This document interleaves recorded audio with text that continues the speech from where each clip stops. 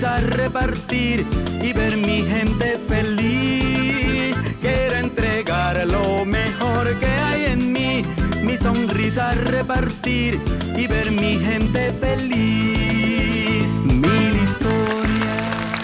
Buenas noches, bienvenidos a Mil Historias. Gracias por acompañarnos. Hoy tenemos un programa increíble con un protagonista muy especial. Este sí es verdad que hay que decir que nadie hable de imposibles por todos sus logros. Aquí les dejo el contenido de esta noche.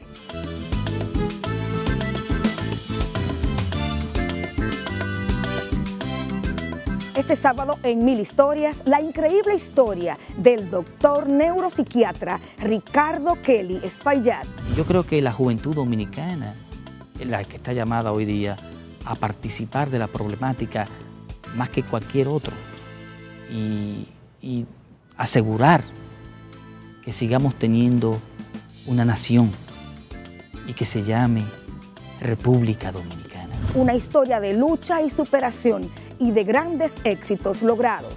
Yo creo que el mayor logro, el mayor reconocimiento que tú recibes es el que recibes de tus pacientes cuando llegan muy tristes a tu consulta, cuando llegan en muy mal estado y con el tiempo van mejorando y esa persona vuelven a integrarse a la sociedad, vuelven a ser felices. Eso y más en Mil Historias. Soy Judith Leclerc. Que nadie hable de imposibles.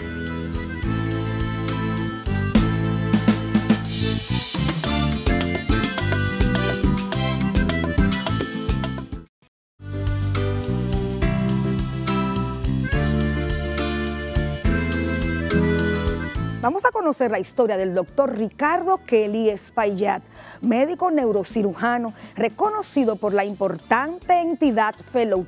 Vamos a ver también todos los logros que él ha obtenido. Y al regreso, estamos aquí en el estudio con el doctor Ricardo Kelly Espaillat. Que nadie hable de imposibles.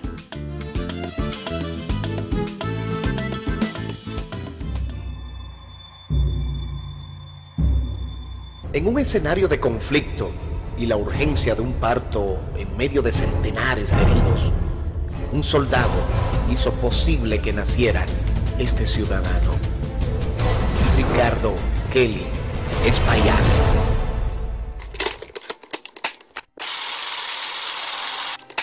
Doy gracias a Dios por haberme permitido nacer en esta tierra y tener el orgullo de ser dominicano. Ese amor a Dios, ese amor a la educación y ese amor a la patria son los valores que necesita hoy nuestra familia para enfrentar los retos de una nueva sociedad.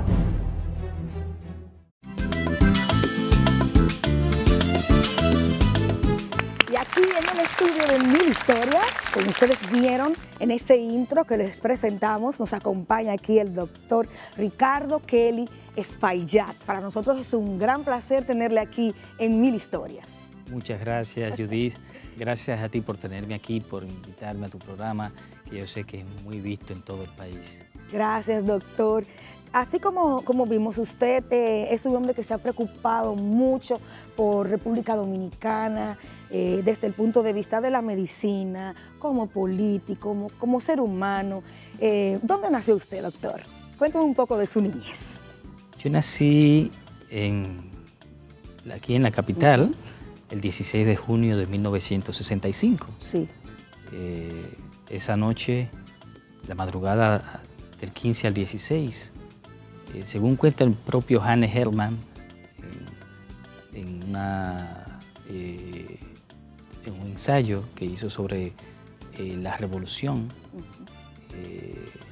civil del 65, él dice que esa noche fue la noche que más tiro hubo en el país. Y bueno, esa noche le comenzaron a mi madre los dolores de parto, esa madrugada, y había toque de queda en toda la ciudad. Sí.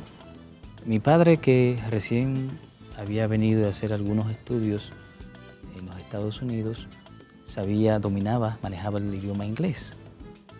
Y cuando vio a mi madre, que estaba en labor de parto prácticamente, salió a la calle y ahí venía un jeep americano, él lo paró y él explicó la circunstancia, lo que estaba sucediendo. Entonces el sargento que estaba al lado del chofer entró a la casa y ayudó a mi madre a salir y la montaron en el jeep y la llevaron al hospital más cercano que había, que era el Darío Contreras. Ya. Pero el Darío Contreras es un hospital de trauma y estaba lleno de heridos de bala de la guerra. Wow. Entonces no había camas para ella. Entonces el jefe de la emergencia se negaba a aceptarla porque no estaban las condiciones para hacer ese parto. Pero ya el niño estaba saliendo. ¿Ese niño era usted? Que ese niño era yo. Entonces el americano, el soldado americano, con la presión que tenía, sacó el arma y le dijo: usted va a hacer el parto. Y entonces así, en medio de todos esos heridos en la emergencia y bajo el fusil del americano, pues nací yo. Entonces los soldados esperaron que la limpiaran a mi madre, que el niño estuviera listo, y entonces nos llevaron para atrás, para la casa. Wow. Y durante los próximos 15 días estuvieron enviando alimentos a la casa, leche, harina, lo que ellos tenían en ese momento. Entonces, el soldado americano se llamaba Kelly. Por eso es que mi segundo nombre es Kelly. Sí, entonces yo me llamo Ricardo Kelly Espaillat, en honor a ese americano que tuvo mucho que ver en mi nacimiento. Qué linda historia. Doctor, y usted nos ha puesto a pensar, un hombre como usted, de tanta calma, que transmite tanta paz, nacer en medio de aquella efervescencia y esa violencia y entonces esa contradicción tan linda de lo que es su vida y aquella violencia. ¿Nunca le pasó eso por la cabeza? Bueno, más que violencia, yo creo que fue algo bonito porque se dieron las circunstancias de que el milagro de la creación sucediera. Exacto. En medio de tantos que estaban muriendo. Exacto. El milagro de la vida. Mientras otros morían, en ese momento yo nacía. Y eso es también una gracia de Dios. Vamos a verla desde ese punto de vista. Desde el punto de vista de lo positivo, es cierto. Doctor, ¿y cómo lo criaron sus padres a usted? ¿Qué tipo de valores le inculcaron? ¿Cómo fue esa niñez en ese tiempo? ¿Cómo era? Mi niñez fue muy bonita. Yo soy el tercero de 5 hermanos de nuestros padres. Mi padre José Maximiliano Espaillat, mi mamá María Genao. Mis padres cibaeños, gente de mucha tradición, muy clásica, con mucho cuidado de sus hijos, con mucho apego a ellos y al sentimiento familiar. O sea, ellos siempre nos criaron con mucho amor y siempre quisieron que ese amor también se transmitiera entre todos los hermanos. 4 varones y una hembra, la hembra la más pequeña. Fue una infancia bonita, llena de no solamente de amor entre los miembros de la familia, sino el amor a Dios. Íbamos desde pequeño todos los 5 hermanos junto con mi madre todos los domingos a misa.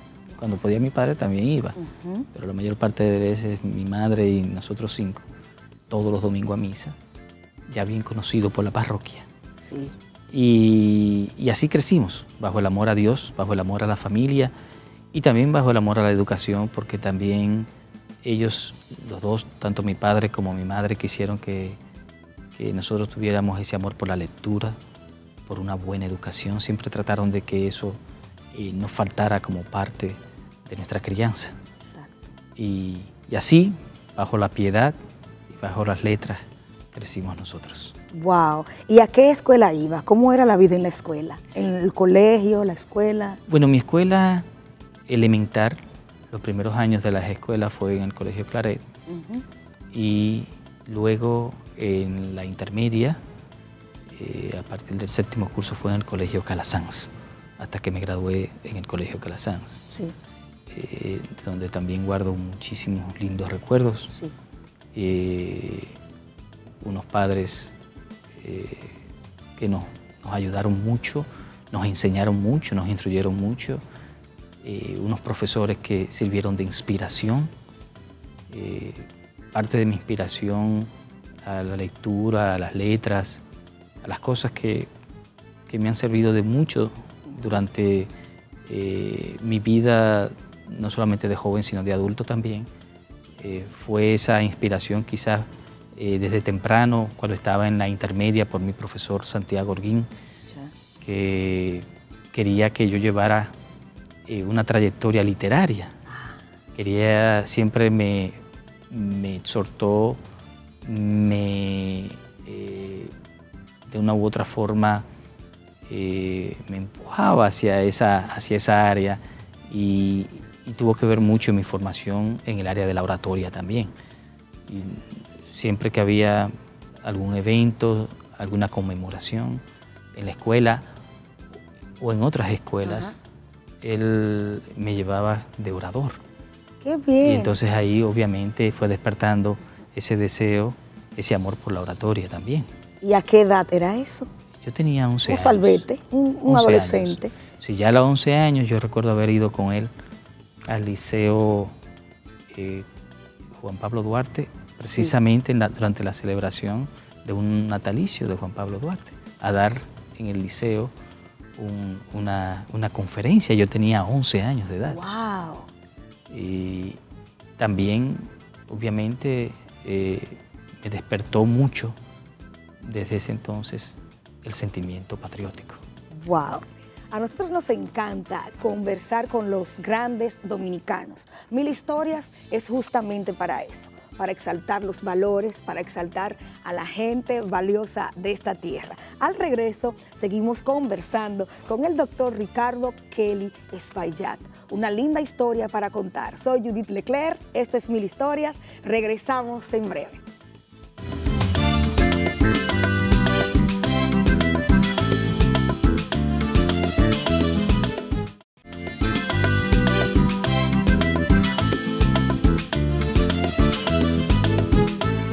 Yo estoy aquí muy emocionada con el doctor Ricardo Kelly, que me está contando historias que realmente son muy valiosas. ¿Cómo es eso de que a los 11 años ya usted estaba en un periódico a escondidas haciendo ahí sus escritos? Cuéntame sobre eso.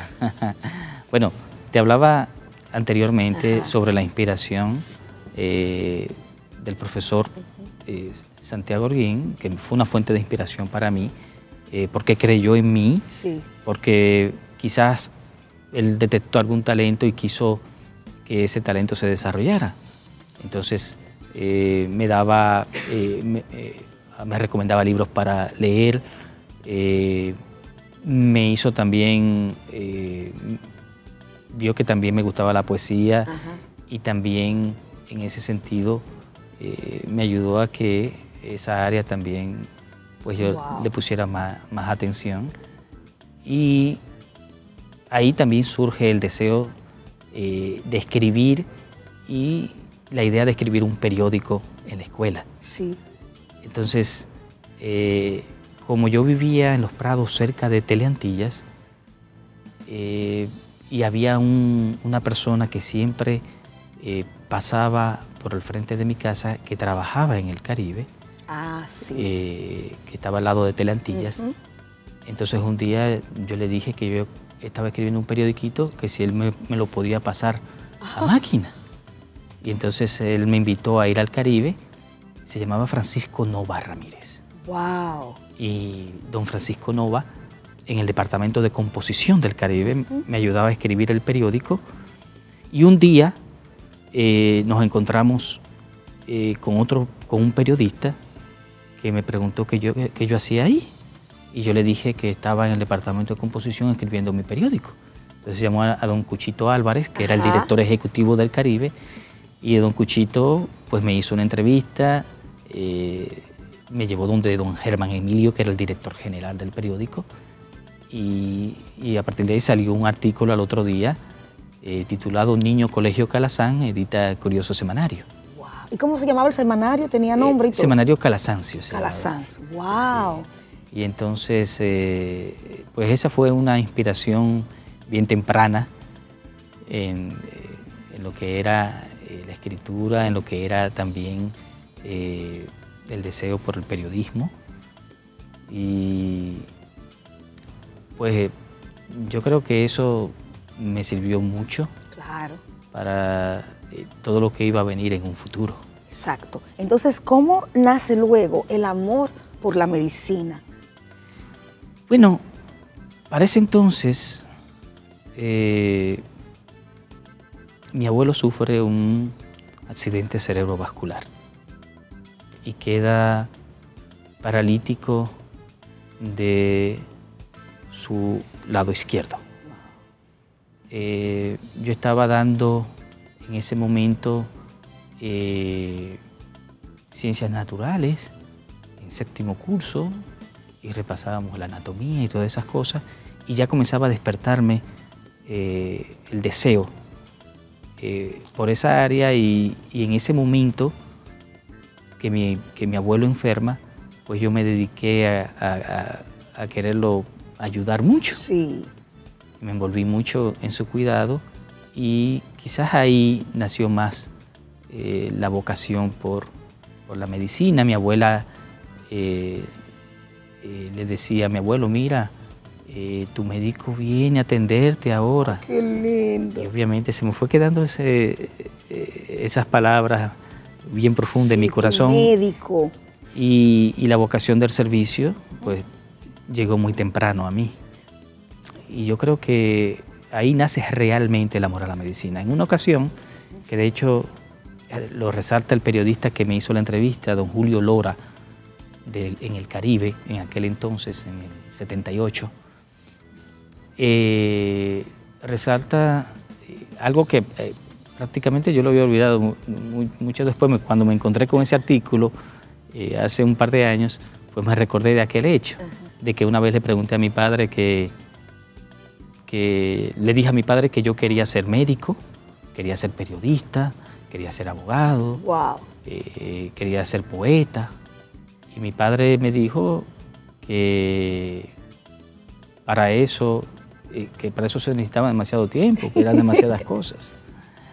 Sin embargo, el tiempo dio para muchas y sigue dando. Y la verdad es que esos primeros años fueron de mucha ayuda para lo que iba a ser posteriormente mi futuro. Exacto. Tanto en el área de la medicina como en mi vida pública.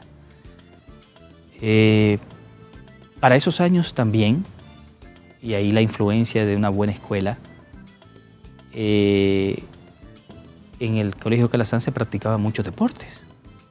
Yo recuerdo en una ocasión que habiendo una mesa de ping-pong en el colegio, yo iba a jugar con otro niño de mi edad, pero uno de los padres, al que yo quería tanto, que murió recientemente, el padre Erazo, que era el padre que más amaba el deporte en la escuela. Sí. Quiso jugar conmigo y me ganó, obviamente. Él jugaba más que yo era un principiante. Pero me dijo, tú ves, si te fajas, quizás tú un día me ganes. Pues ahí yo comencé a jugar ping-pong. Y practiqué tanto el tenis de mesa que llegué a ser selección nacional de tenis de mesa. ¡Qué bien! A mí me encanta el tenis de mesa, yo también lo jugué. Los muchachos dicen que el tenis de mesa no es deporte, específicamente Newton dice que el tenis de mesa no es deporte, yo insisto que sí, que es un deporte y muy lindo para practicar. Claro, y cuando se practica a cierto nivel, pues sí es un gran ejercicio. Yo tenía que correr 10 kilómetros diarios. Claro. Y para ser selección nacional de tenis de mesa hay muchas exigencias. En ese entonces estaban los grandes jugadores dominicanos, Mario Álvarez, sí, Mario Álvarez, Juan Vila, Raimundo Fermín. Y bueno, fue una etapa también importante en mi vida. Claro.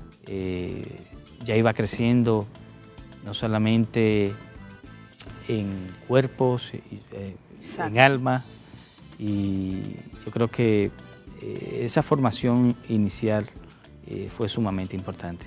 Wow. Y usted ha logrado muchos éxitos en la medicina, ha ayudado a médicos a seguir su carrera, sobre todo a los médicos psiquiatras para el área infantil, ¿verdad que sí? Y ha sido fundador también del instituto, ¿de dónde fue que usted fue fundador? Del Instituto de Neurociencias. Exacto. Cuéntame cómo le hace sentir a usted todos esos méritos y todo lo que ha logrado. Mira, yo creo que lo más importante es el poder ayudar a los demás. Yo creo que el mayor logro, el mayor reconocimiento que tú recibes es el que recibes de tus pacientes cuando llegan muy tristes a tu consulta, cuando llegan en muy mal estado y con el tiempo van mejorando y esa persona vuelven a integrarse a la sociedad, vuelven a ser felices, vuelven a llevar una vida funcional.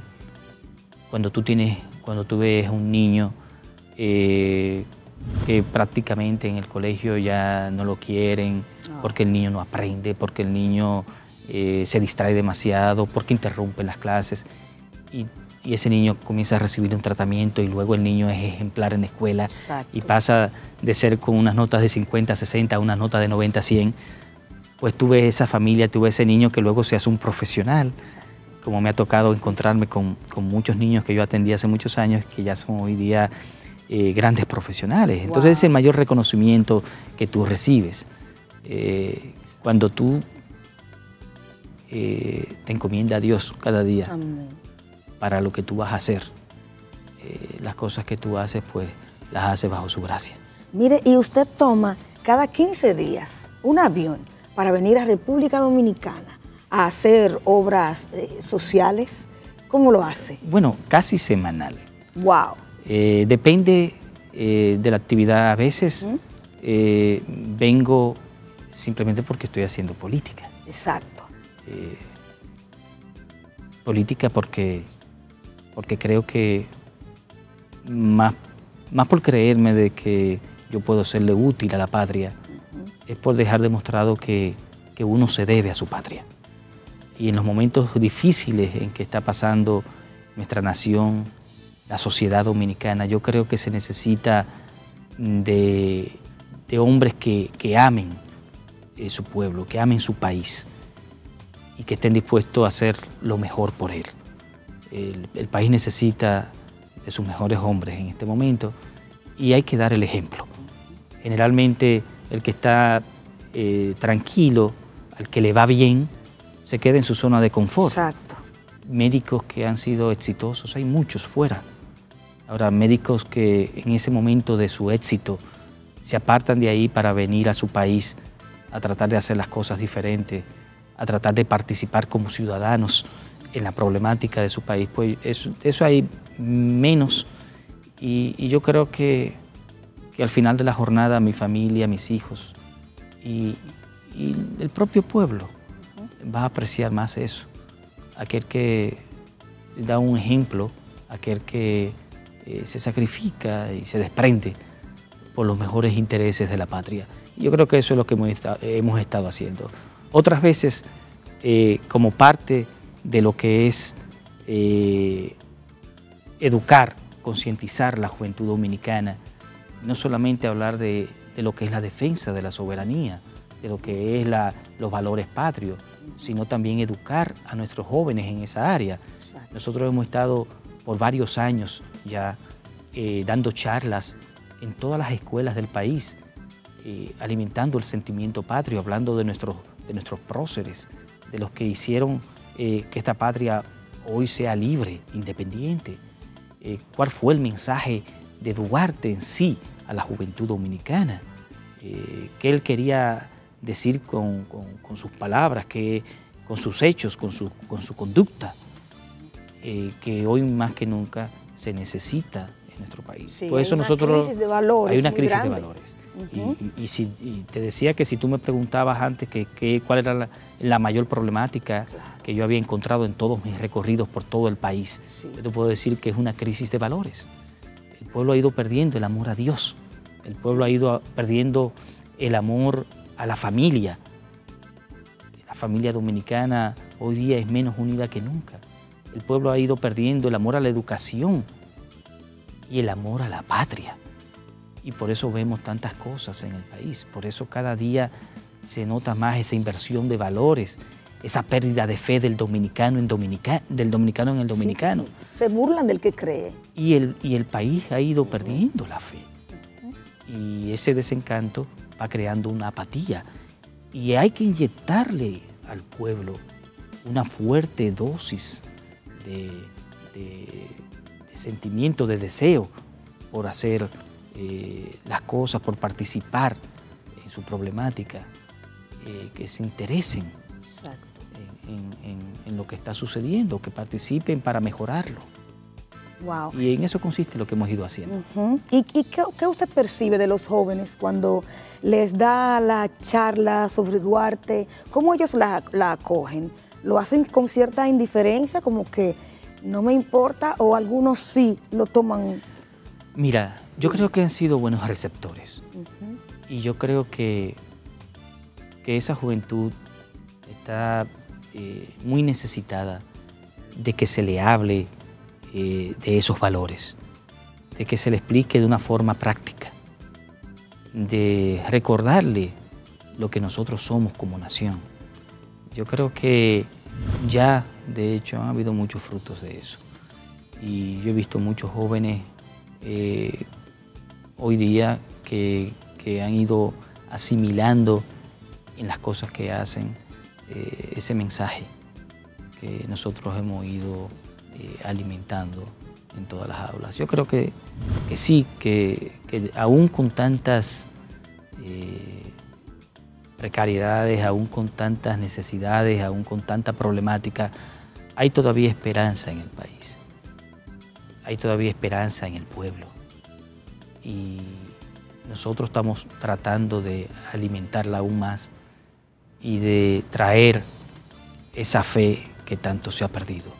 Traerla a través de un sueño, que es el elemento inicial para cualquier gran proyecto. Así es. Usted es vicepresidente del Partido Reformista Social Cristiano. Sí. ¿Desde qué tiempo está ahí en el cargo? Bueno, como vicepresidente del partido ya llevo varios años, pero en la política, dentro del Partido Reformista, estoy desde muy temprano, desde 1986. Sí. Ya trabajaba en el partido, ya era asesor del partido en San Cristóbal, específicamente en el Cacao, donde estaba haciendo la pasantía rural. ¡Wow! Como médico en ese entonces. Como médico en ese entonces, como médico pasante. Sí. Y estaba participando en la política activamente, ayudando a ese equipo de reformistas de San Cristóbal para que ocuparan cargos electivos en ese momento. En ese momento no estaba yo interesado en participar activamente de esas elecciones, en el sentido de buscar cargos populares.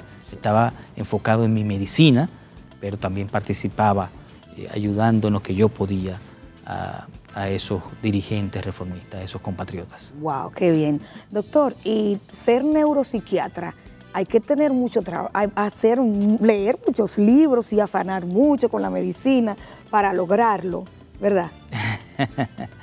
No todo el mundo lo logra. Hay que estudiar. Y yo creo que el pueblo, yo creo que a la juventud hay que inducirla un poco más a la lectura. Y para cualquier profesión yo creo que hay que leer mucho, hay que prepararse bien para uno hacerla bien.